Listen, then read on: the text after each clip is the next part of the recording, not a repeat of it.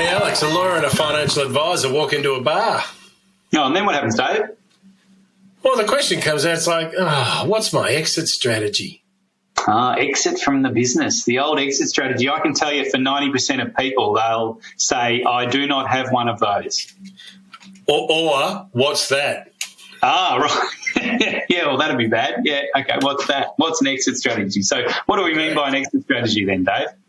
Because I agree, because that can be, a range of different scenarios for some people.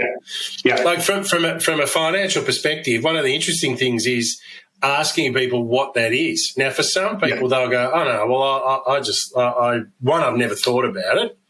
Yep. Two, I don't know, I'll probably just stay here until whenever. Yep. Or I'll just sell it. Okay, well, there's a full list of people that you might sell it to.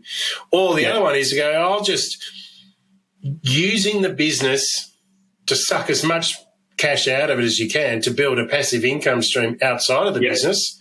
And then you say, you know what, I can reinvest in stuff, but I'll pull all the dough out and build the asset base outside. We'll just shut the doors. Yeah. Well, that's okay. So for some people, is their exit, which is quite an appropriate exit strategy for some people. I go, look, it's not worth a lot. It's been a great business for me. I've been able to buy some assets. I've been able to do this. I love what I do, but I'm not really fussed if it sells. If it does, great. But if it doesn't, it's no big deal. I'm happy just to shut the doors. Or it depends on the kind of business. An employee. Yep. But you might sell it to them for 1 times, the turnover. No big deal. It doesn't need to be a huge amount, but if you've got a good business and there's good margin in it, you can build over a 10 or 15-year period an awesome asset base outside of your business that you go to the business purely because it's just fun to go to. Yeah, I understand. Well, and I think the idea of selling your business for squillions of dollars, I think is often pretty unrealistic. Works for some businesses, but I think a lot of businesses are worth less than the owner thinks it is. No. I find that very hard to believe. Very dare you. Yeah, it is unbelievable business. You should see it makes so much money. It's like, but when I read the books,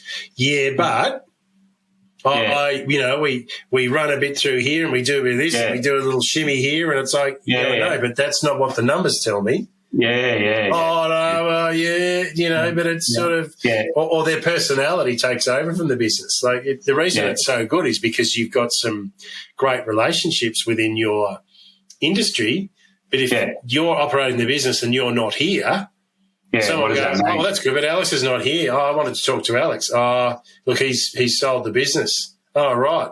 Oh, I'll just go to, Pete down the road who I've done a little bit of work with. Yeah, absolutely. And it doesn't have to just be professional services businesses. I think if you got, there's lots of areas where personal relationships are critical everywhere. Yeah. So but we got a couple of clients where I say to them, they deliver services within the. It's a delivery of a service with equipment. Yeah. And ultimately, in the end, they might paint something, they might build something, they might lift something, they might drill something. People deal with people. You just happen to be delivering that particular service to them. Yeah, absolutely. Yeah.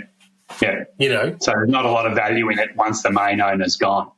Not unless you've set your business up for that exit strategy that someone else has taken over, that you're not always there, which is going to be a far more valuable business.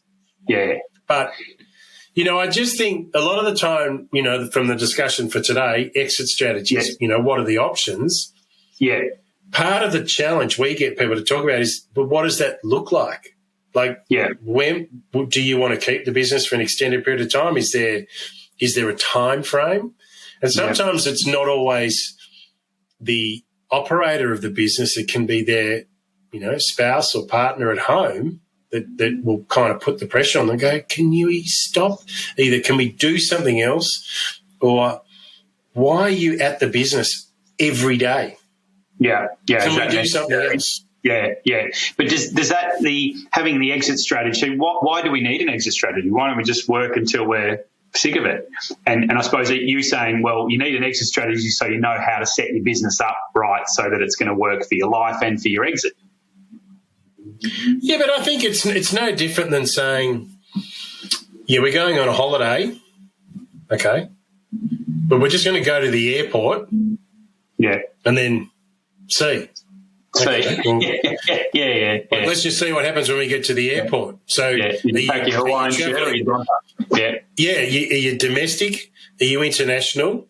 You know, are you going to go for? Is it one flight? Is it multiple flights? There's a whole lot of range of reasons as to the destination that you're going to. So, by determining what your exit strategy looks like, at least points you in the direction that you may want to go. Yeah. So that's what I say. So some people, I've never thought about it. Okay, well, your exit strategy will be what it'll be. It'll either be you drop dead or you just go out of business because you can have an issue that something occurred that you weren't aware of and bang, you're out of business. Yeah, or you sell a large creditor, there's a risk. You might sell for less than you're hoping for. All that sort of stuff. Or if you say, well, I'll just work in it until I'm 60 or 65. Okay, you're 55 now. That's 10 years. Right, okay. So, then another year goes by, but what are you doing to generate that income that's outside of the business to support your lifestyle that you want? So it's those sorts of questions that you ask people, and at least it gives you a direction, but you can always change your direction. But by saying, well, I don't really know, I'll just see what happens. Well, again, you're not maximising the return on the investment of your time, because it's not just the capital resources that you put into the business, it's the risk and the sweat capital. And you may have a phenomenal business. So why would you not, if you're going to exit it, why not maximise the return on that investment? It's an emotional thing. I mean, you're emotionally invested in your business, and I think to get less money than you could for it, or to see it fail when it could have succeeded or not continue or whatever, is upsetting, right? Because it's your life's work often.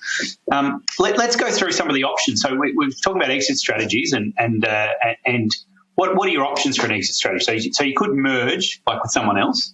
You could sell to a partner or an investor or something. You could have some sort of family succession. You could have your daughter or your son in the business, or your brother, or who knows what. You could have a management buyout. So you could have people who are in the business who buy the business from you over time or in one go. And I think that's a great option actually for many businesses that people don't look at, because often people in the business are really the people who value it the most, because they can see the value and they're already invested. You can have an IPO or finance versus borrowing. Yeah, that's right. You can lend the money to them yourself or whatever. And there's some tax advantage. You can get some tax advantages from that. And the other thing I was going to say, the IPO, though, that's not very common, I think, where you list it. And then there's, you can just shut the doors. You can liquidate it, or you can, wind it down, or whatever you might call it, where you shut the doors. The other thing that I heard the other day, I heard this expression called a hire require. Have you heard of that? Hire require? No. That's because I think there's a lot of issues around the tight labour market at the moment. They're saying you basically buy a business in order to acquire the staff.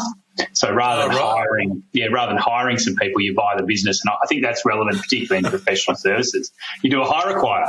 So I'll just do a hire require. So I mean, there's another way, I suppose. It's really a sale of business. It's just that you're really selling a different kind of asset, because you're selling your people, if you like. But it's also that, as you said, you can have that partial sale. So someone may have been running, and again, I'll use professional services because we're both in it.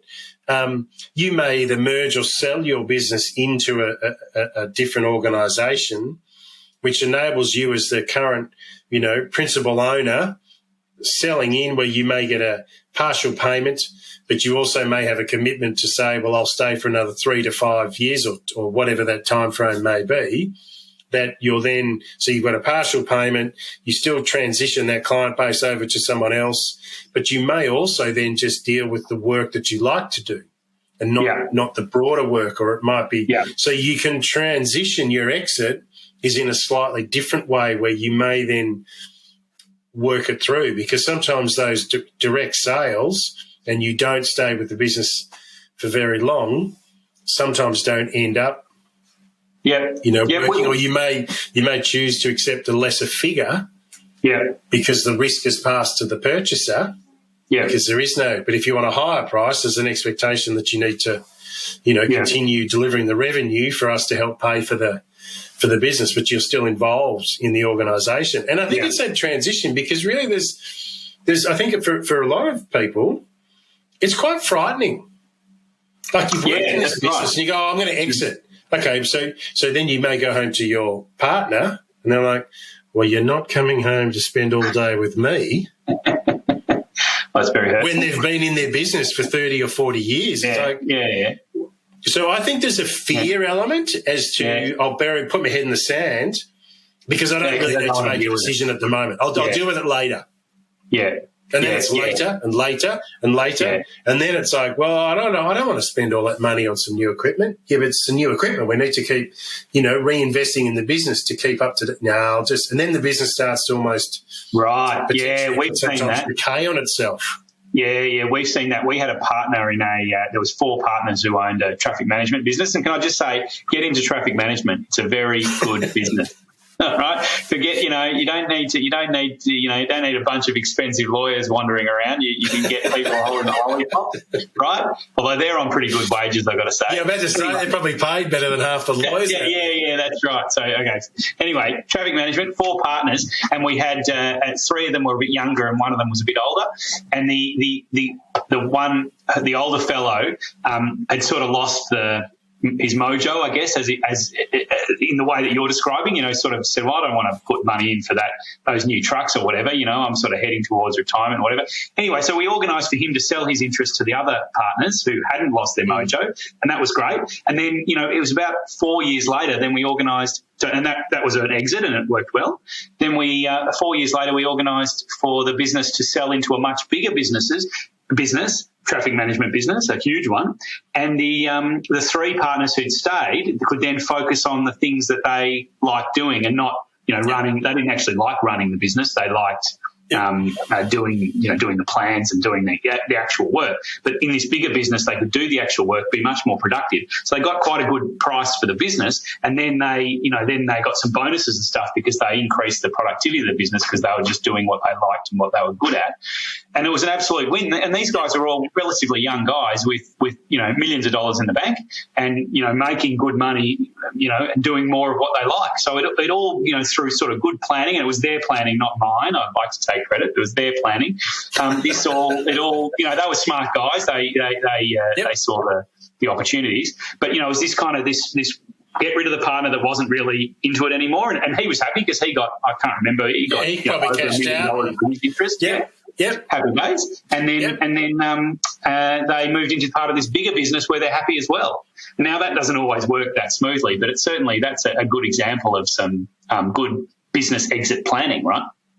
Yes, and this is always the dilemma sometimes when you have some multiple owners of the business, and if they're evenly spread, it's not quite so bad. But sometimes it's the older partner who's feeling it's like, oh, you guys are just trying to get rid of me. Mm-hmm. Well, no, not really. What we're trying to do is openly talk about what our transition of ownership or individuals' exit strategies can be to help the business continue to grow. Like it's not a negative. It's all part of, it's like putting any particular deal, and you would see it through writing a lot of documentation. You don't go into a deal without knowing what your exit strategy is. Right, yeah. Like really clear. We're going to start at this, but this is our exit. But what happens over the years is somebody I never really sort of thought about it. No, we need to understand what is our exit. Now, if it's 10 years away, it doesn't matter. You still need to understand what your exit strategy is going to be. Now, it might take longer, it might be shorter, but you're clear that it's okay to talk about transitioning someone or selling down. I mean, there's always a challenge with some people go, you're trying to just push me out. Well, not really. Don't you want to realise I'd like to liquidate. Yeah. Well, you want to realise the value of your investment in your work, and but there is a time that everyone needs to exit. I mean, and the exit might be that you have a heart attack in your office, and that's the end of you, and that's not a very glorious exit. Correct. And this is where you start to get people looking at some of their ages. You go through these phases, you do that sort of 0 to 21, maybe 25. It's sort of school, study. You might start a business. You might be just studying. So then you go from 25 to, 50. So you've got that 25-year period. That may be, again, you might be growing a business. You might be having a family. You might be doing all sorts of, but there's a block. And then you get to that sort of 50, 55, if you had some kids in there that you might have educated them. And then you start to think, okay, I'm 55. I wouldn't mind, doing a few things. But after sort of 65, people's health sometimes vary, or you get to that age at sort of 70 and above. I think people are still reasonably healthy, but then some people, they kind of recognise that their family, they've never been that healthy. Yeah. So like, well, I want to do some stuff before I get to that age, or my health declines, or their partner's health declines a little bit. I mean, just not everyone's always the same age with their partners. So it's like, okay, so again, what are the things? And this is where we have a lot of discussions with people around, how do you want to activate your wealth? And one of those options is an exit strategy, because there's a liquidity event. Yeah. That is an event that says, but you can also do that along the way. It's like, use that and either sell down or transition some of your ownership to some younger people or someone else that wants to take, you take a little bit of skin off the table. It's like, I'm going to leave plenty on there, but I want to take a bit so I can go and do something that I've always wanted to do that needs some capital, but you've always brought it back into the business. So it's a way to transition over to do some other things. So I find exit strategy discussions really interesting, because you probe, and it's also interesting when you get the owner and their spouse in the room. Right. And they might have different exit strategies, or they might different have very different exit strategies. Yeah, that is interesting, isn't it? Because sometimes the partner's exit strategy is, if you don't exit this, I'm exiting. Yeah, right. Yeah.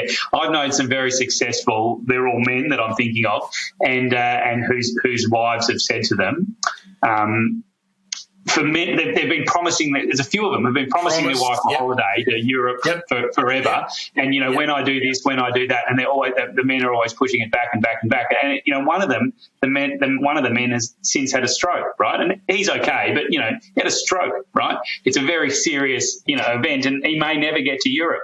You think, what are you doing? He's got to do this next property deal, which is actually overstretched him, and now he's in a bit of trouble. But, they say, if you were to ask them, they say the most important thing in my life is my family and my wife and my kids. You go, but your wife's saying to you, she's not just saying to you, she's saying to me, and I'm your lawyer, and she's saying to me, we got to go on a holiday to Europe, or I'm going to murder this guy, right? Yep. You think, take her to Europe, dude. You know what I mean? Just do it. Yep. Welcome to my world. Well, and then it's just funny what you were saying about exit strategies. An exit strategy can have a whole lot of elements and can be very long. Absolutely. It's not just, I want to sell my business in 10 years. It might be, I want to work, 4 days a week now, and then the next year I want to go on a holiday to Europe with my wife before she leaves me, or, whatever it is. And it's sort of integrated into your kind of life plan, I guess. Correct. Because, and this is where it's interesting, because people take the perception that if I'm exiting, I'm selling, it's out, it's in one hit. No, that's what I thought, That's kind of that's what I say. When we talk about exit strategies, there's a full range of them. And there may be, for some people, I want to start with taking, Thursday afternoon off. I'm going to work from 9 till 12. I then want to go because a few of my mates are playing golf, and I'm going to tee off at 1 o'clock every Thursday. And I have every Thursday afternoon off. There's stage one of an exit. Yeah, wow. And you kind of go, actually, now I'm going to start to do Thursday afternoon and Friday, and then it might be the whole day. So all of a sudden, you are transitioning, and this is where we get people to talk about it's not this retirement. You're just transitioning in the way that what you do with the time that you have available. Yeah. So instead of working 5, 6, 7 days a week, you may choose to only do 3 days a week, but doing the stuff you really like, and get someone else to do it. And then you might get to the point you go, you know what? I've discovered some interests that I really like. I couldn't play golf. I couldn't go fishing 3 days a week, but I'm starting to work with, a charity. I'm spending more time with my grandchildren.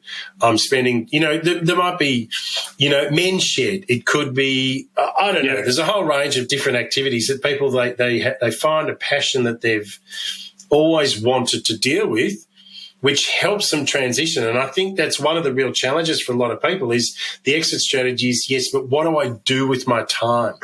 Yeah, absolutely. You go from working 5, 6 days a week to working 0. You go, hang on, now I've got a lot of time and I'm just going to annoy my partner and try and play golf the whole time. You actually got to develop it over time. I love this idea of, the first stage of your exit strategy might be taking the afternoon off or whatever, and developing some more interests and spending some time. And also, and we talked about this before, but also training your business so that they can do without you during that period. Correct. Yeah. And then all of a sudden a day turns into a week, and then a week turns into, a couple of weeks, and then it's like, actually, I don't really. Well, you might find you only turn up at 10 o'clock in the morning. You swan in and swan out and make sure everyone's okay, and then again, you can so much of it is discussing and understanding what some of the options might be.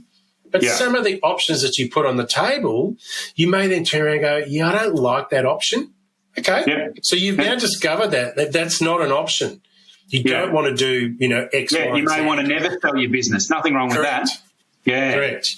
You may want to pass it on to your kids and leave it as an investment because it's a business that's been set up that can continue to do that. Whatever that might be. I know personally, I think, I would, at this stage anyway, I would like to work in my business till the day I die, just in a different capacity, hopefully sort of consult. Just as you say, swan in, that's where I shine, swanning in and swanning out. That's where I do my finest work. Right, swan in, have a look around, annoy all the staff, and then swan out. Drop a few grenades here and there and then go. Yeah, that's right. Yeah, stuff a few, make some promises. Then you would go down to your gentleman's club with your smoking jacket on, and, that's right, exactly. Have a bit of a cognac in the afternoon after lunch with your cigars. Yeah, turn up, ring a couple of the key clients, make promises, and then leave it to the staff to deliver on those promises. But, I think, I find my job, I love my job, but I love certainly lots of aspects of my job, not all of it. Especially podcasting. Especially the podcasting with you, Dave. I'll continue that till the day I die, till I have a heart attack. And I think it also keeps me mentally active. Being a lawyer is quite intellectually stimulating. It keeps your mind active, which I think is good. And I think, but I'd like to do it less. And it really appeals to me what you were saying about this, day off, 2 days off, whatever, that what you're really doing is you're right now starting to evolve your life into being a wealthier person. And I suppose that's what you're, just behind your head, there's a subtle sign there that says activate your wealth, right? So for those watching at home. I'm so pleased you've seen that, Alex. Yeah, that's right. I've had a banner behind me for some time, and Dave never had a banner, so he got jealous. He got banner jealous. Banner envy. And he's now got a bigger banner that's right in everyone's face. So if you're watching it on video, you can see activate your wealth. Whoa, Paxton Bridge. It's blowing my mind. But on that point, I think it's just such a great point that, you're making your life more like you want it to be, and therefore wealthier. If you're spending more time with your grandkids or spending more time golfing and you love golf or whatever, your life's better, and and therefore wealthier. Well, it's not always about the money. Yeah, absolutely. Well, it is for some people, and that's okay. Like people have choices. Well, you can work all the time as well. That's another option if that's what you want. It's whatever floats your boat. Like really, it comes back to you. But it's just being conscious and putting these ideas on the table and asking people to kind of, because we would pose that sort of question to someone and they go, I've never really thought about it. That's why we're asking, because we want you to think about it. Now, a lot of time their partner has thought about it. Yeah. Very much so. And they have not been the brochures and yeah, that's right. Yeah. Ready to go on this cruise in Turkey or wherever else. Yeah. So again, it is. It's and that's what I talk about. It's like a transition. It's not just a day. This is today and tomorrow. That's it. You're done. You can evolve through because you can. You come to a crossroad or a T intersection. Do I go right or left and try some different things to see what works for you? And it might take you 2 years to work your way through some of this stuff. But that's really keeping it conscious. Yeah, it's in front of you without being. You just don't want it to get belted in the face with it because of a health issue. Yeah, which is often the case. Correct. Or a life challenge. A parent passes away, or you have someone gets sick, or family member, or any of that stuff. Yep. So there's all of those sorts of issues that you kind of go, you're right.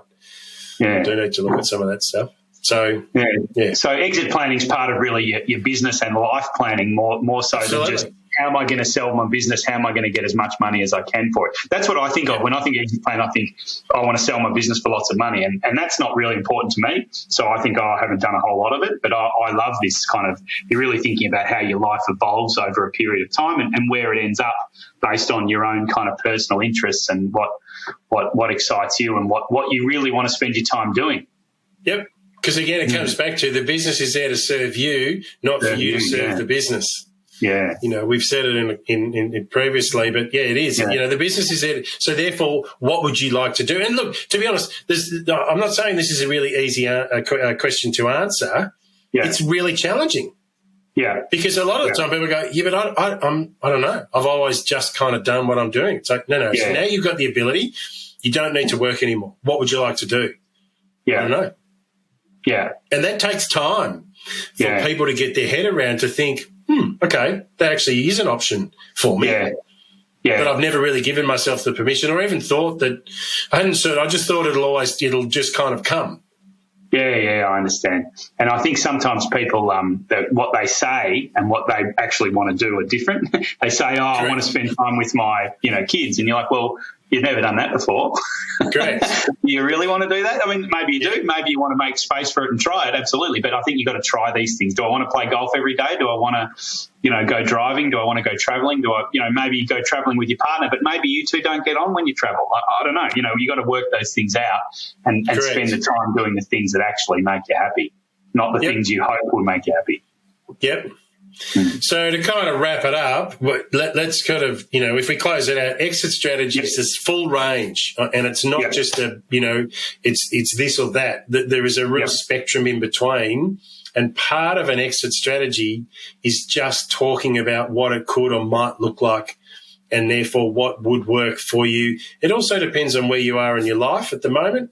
At certain stages, people may be a bit older or younger, or, there's kids or grandkids. And so therefore it is, where is your sense of identity? And do we need to transition your identity away from one thing and broaden it out to a multitude of areas? So again, I think an exit strategy is a broader discussion around how would I like to use the scarcest resource, my time. Yeah, right. Yep. It sounds like a personal development. You need to meditate on these things. I thought it would be a cash possibly. flow. Yeah. Possibly. Yeah. Oh, so anything else further before we close out, Alex? No, that's great. I just love that idea that you brought up about the, start now, have half a day now, and then move towards, making your life richer. Activate your wealth, and make sure and move towards the final exit, which suits what you want, and that might be working in your business forever. It might be playing a lot of golf. It might be traveling the world. It might be still consulting to your business. Whatever that looks like for you, but start now. That's something that you can start your exit plan even as a young person. You don't need to be. You don't need to wait till you're older. Like it's all just part of your business planning. Yeah. All right. Well, let's close it out. So again, Alex, thank you for your time today. Alex is at Taurus Legal Management. He can be contacted via LinkedIn at Alex Martin or website tauruslawyers.com. I'd also like to thank myself, David Murdoch, the wealth activist from Paxton Bridge. I also can be contacted via LinkedIn at David Murdoch or via our website at paxtonbridge.com. Thank you once again, and look forward to another discussion soon. Cheers. See you next time.